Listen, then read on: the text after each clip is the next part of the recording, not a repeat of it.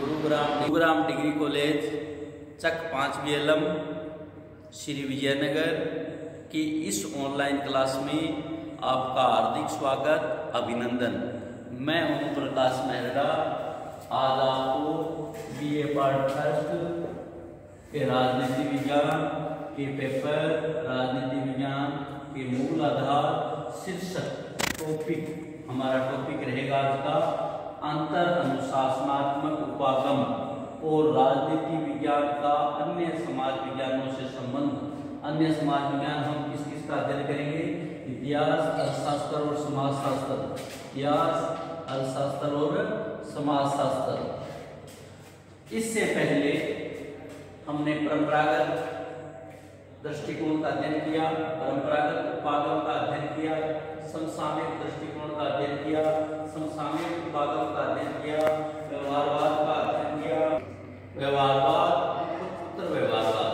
हमने इससे पहले अंतर अनुशासनात्मक दृष्टिकोण से पूर्व, अंतर अनुशासनात्मक उपागम से पूर्व, अंतर विषयक उपागम से पूर्व, हम साधारण भाषा में अंतर अनुशासनात्मक को अंतर विषयक भी कह सकते हैं। अंतर विषयक यानी कि एक विषय का दूसरे विषय से अध्ययन। तो ये तो हमारे इससे पूर्व अंतर अनुशासनात्मक दृष्टिकोण है, अंतर विषयक दृष्टिकोण है, अंतर विषयक उपागम है। इससे पूर्व हम परंपरागत, समसामयिक, व्यवहारवाद और उत्तर व्यवहारवाद का अध्ययन कर चुके। इसमें परंपरागत को छोड़ के, परंपरागत के अलावा तीनों दृष्टिकोणों में, तीनों उपागमों में, तीनों थ्योरियों में, तीनों सिद्धांतों में एक बात निश्चित हो गई थी कि हमें राजनीति विज्ञान का अध्ययन करने के लिए अंतर विषयक अध्ययन अति आवश्यक है। अंतर विषयक अध्ययन मतलब हमें दूसरे विज्ञान के, दूसरे समाज विज्ञान के अध्ययनों का करना पड़ेगा। इसके लिए हमें अंतर विषयक अध्ययन को समझने के लिए सबसे पहले अल्फ्रेड ग्रेजिया की परिभाषा को समझना होगा। अल्फ्रेड ग्रेजिया क्या कहते हैं? अल्फ्रेड ग्रेजिया कहते हैं कि राजनीति विज्ञान समाज विज्ञान के झगड़ालू परिवार का एक सदस्य है। समाज विज्ञान में कौन कौन शामिल है? समाज विज्ञान में मोटे तौर में कौन कौन शामिल है? समाज विज्ञान में शामिल है राजनीति विज्ञान, राजनीति विज्ञान,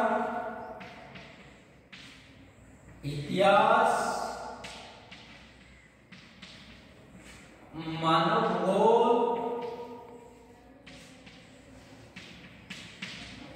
अर्थशास्त्र,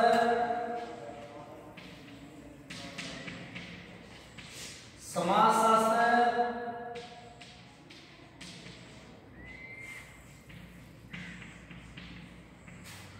मनोविज्ञान,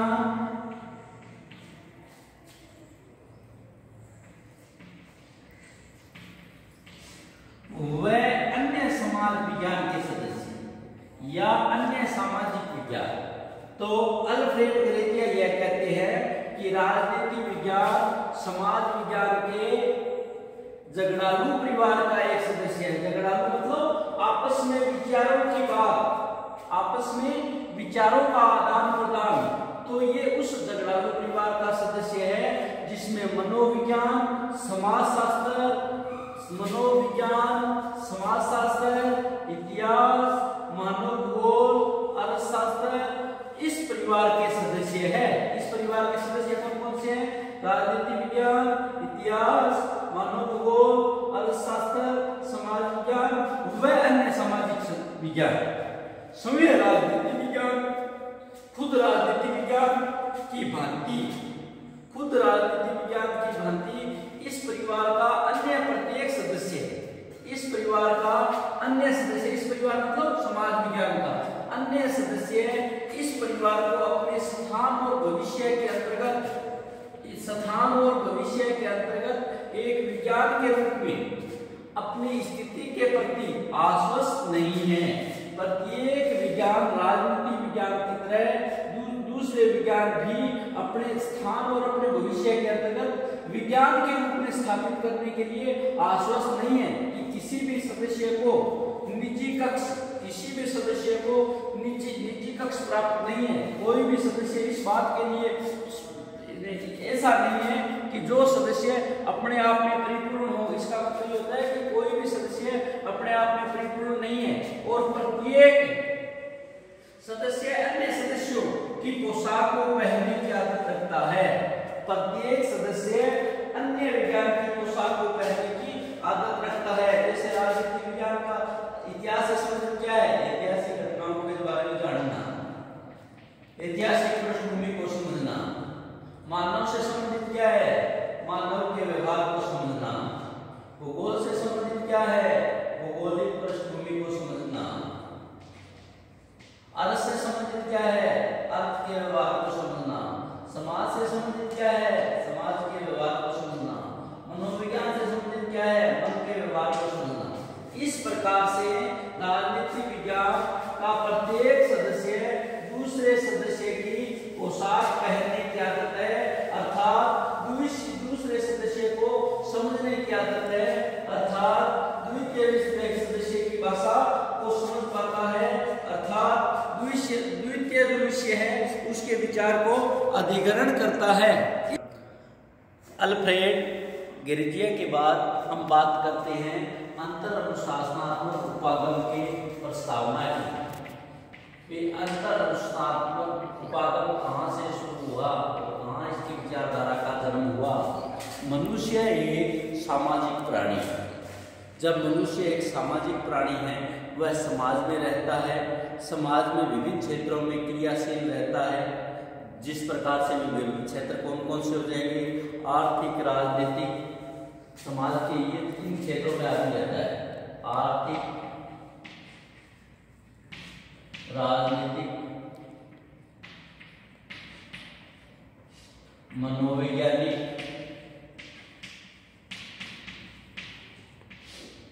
आर्थिक, राजनीतिक, मनोवैज्ञानिक, सामाजिक।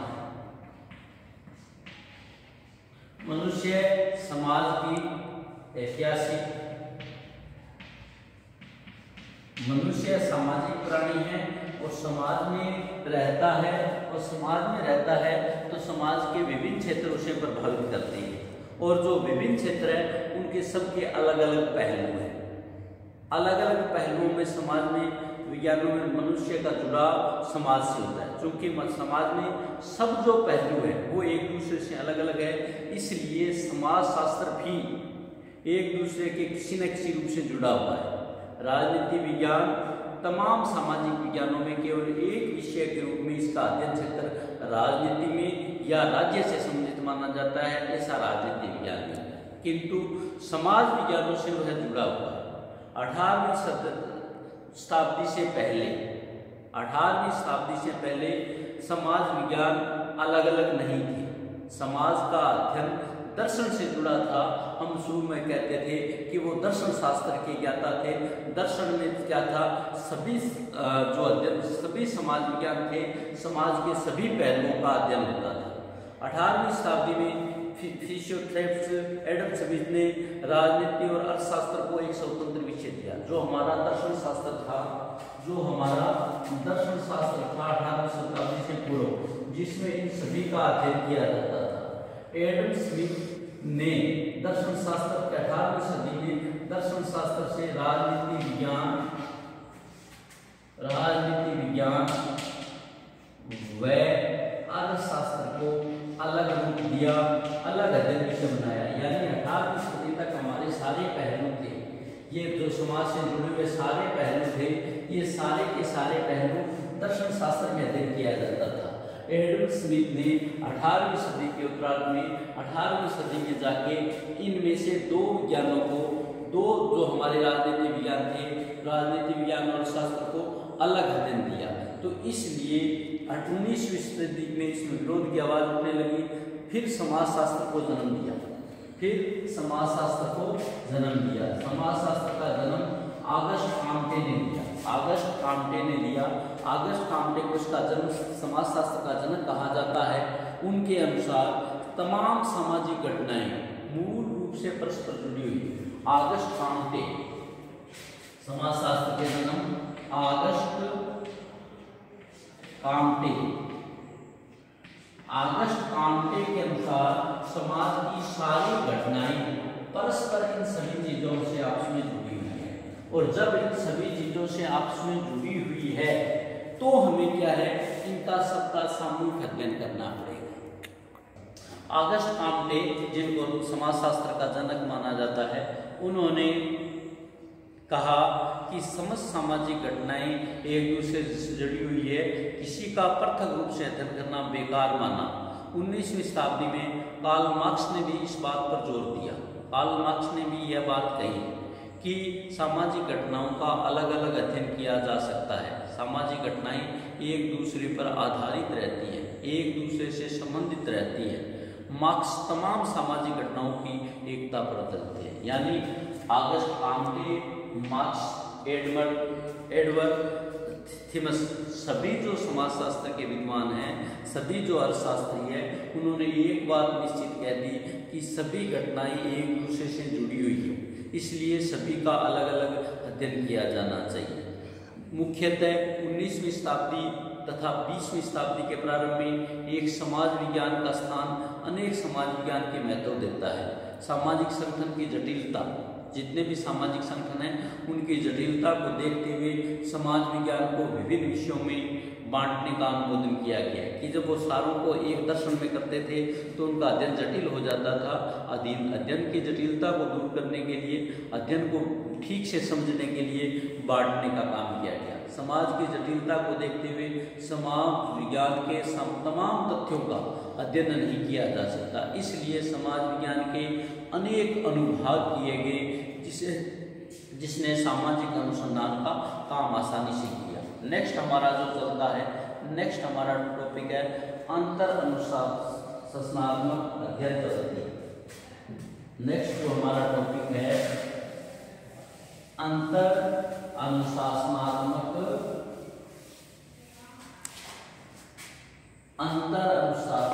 उपागम।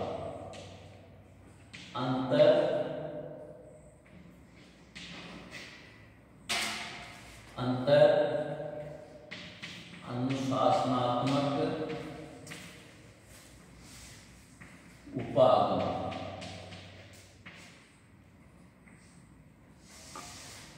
इंटरडिसिप्लिनरी अर्थात अंतर विषयक अर्थात अंतर अनुशासनात्मक एक ही बात है कि हमें अंतर द्वितीय विश्व युद्ध के बाद, वो तो 18वीं और 19वीं शताब्दी की बात थी कि ऑगस्ट काम्टे, एडवर्ड स्मिथ और कार्ल मार्क्स ने इस बात को स्पष्ट किया कि हमें सभी विज्ञानों की जटिलता को समझने के लिए अलग अलग अध्ययन करना होगा, पर लेकिन सभी का साथ करने से अंतर अनुशासनात्मक उपागम होगा। अंतर अनुशासनात्मक उपागम में जो नई दिशा उभरी, नई बात आई, वो द्वितीय विश्व युद्ध के बाद आई। द्वितीय विश्व युद्ध के बाद अंतर अनुशासनात्मक उपागम आया, जिसका मतलब ये था कि एक विशेष समाज संबंधी विषय का अध्ययन करने वाले अध्येता दूसरे विषयों के अध्ययन करने वालों से तालमेल बनाया जाए। अंतर अनुशासनात्मक का मतलब क्या है? एक जो विशेष सामाजिक विज्ञान का अध्ययन करता है, एक अध्येता अनुसंधान करता, एक विशेष सामाजिक विज्ञान का अध्ययन करता है, वो जो अध्येता है, जो विद्वान है, जो राजनीतिज्ञ है, जो समाजशास्त्री है, जो इतिहासकार है, कोई भी चाहे अर्थशास्त्री, वो जो एक विशेष समाज विज्ञान का अध्ययन करने वाला अध्येता है, वो दूसरे समाज विज्ञान से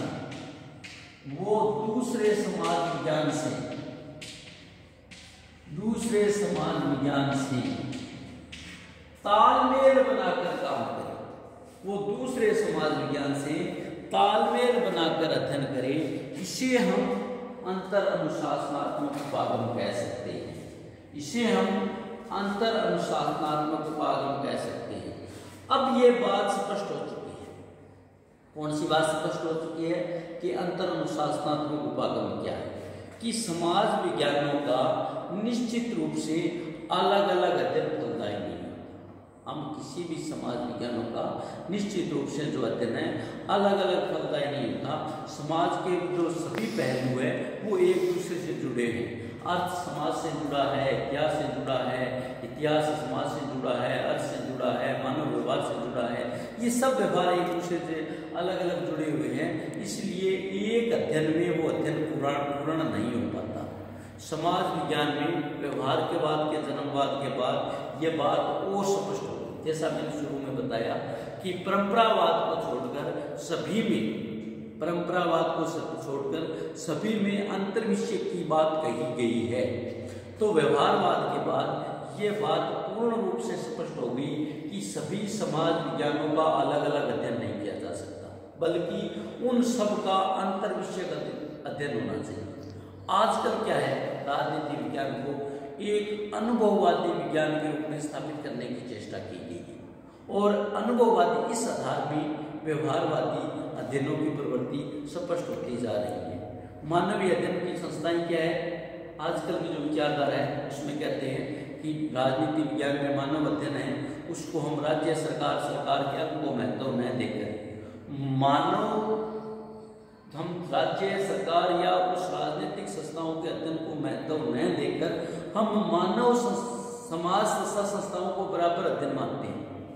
मानव का सामाजिक व्यवहार केवल राजनीतिक उद्देश्यों से प्रेरित नहीं होता। मानव का कोई भी व्यवहार है उससे तो राजनीतिक उद्देश्य भी प्राप्त नहीं करता, वो आर्थिक उद्देश्य भी चाहता है, वो ऐतिहासिक उद्देश्य भी चाहता है, वो सामाजिक उद्देश्य भी चाहता है। इसलिए वो सारे के सारे जो उद्देश्य है उन सब उद्देश्यों का सबका जो अध्ययन करना है वो अंतर अनुशासनात्मक बनाया जाता है। ये सब चीज़ों के बीच जो अध्ययन है, तालमेल का अध्ययन है, ये अंतर अनुशासनात्मक विद्या है। केवल राजनीतिक दृष्टिकोण को हम संपूर्ण राजनीति विज्ञान नहीं मान सकते। राजनीति विज्ञान में अंतर अनुशासनात्मक की 3 विचारधाराएं हैं। राजनीति विज्ञान में अंतर अनुशासनात्मक की 3 विचारधाराएं हैं, 3 दृष्टिकोण हैं,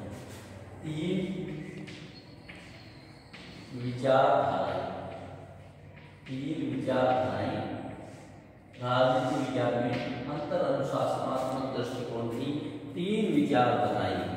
तीनों विचारधाराओं में यह स्पष्ट करने का प्रयास किया गया है कि हम किस प्रकार से अंतर अनुशासनात्मक दृष्टिकोण का अध्ययन करेंगे, अंतर विषय का दृष्टिकोण करेंगे। नंबर 1 आता है परंपरावाद। नंबर 1 आता है परंपरावादी अर्थात क्लासिक। नंबर 1 आता है परंपरावादी अर्थात क्लासिक दृष्टिकोण। नंबर 2 आता है व्यवहारवादी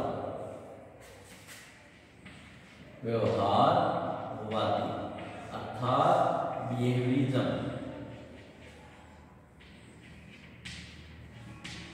बिहेवियरिज्म। 3 आता है मार्क्सवादी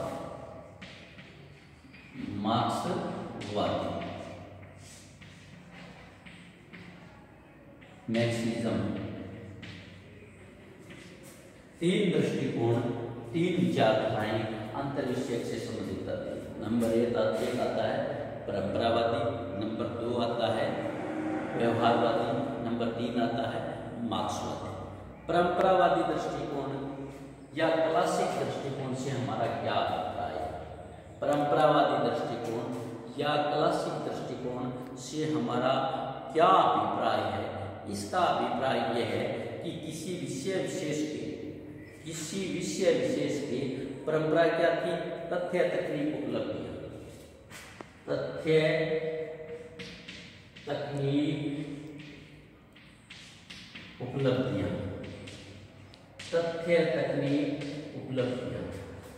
परंपरावादी दृष्टिकोण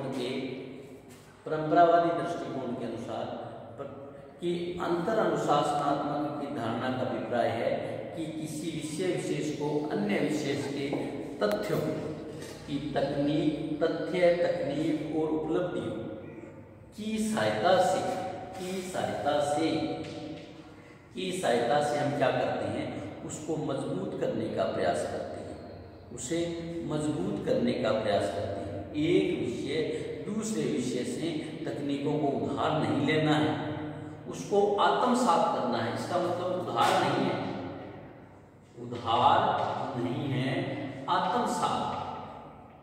आत्मसात अर्थात हमें उसके अंदर तक पूर्ण रूप से समझना है, उसे हमें उसके अंदर तक समझना है, आलोचनात्मक दृष्टि से समझाना है, स्रोतों को कर्तव्यता से समझता है।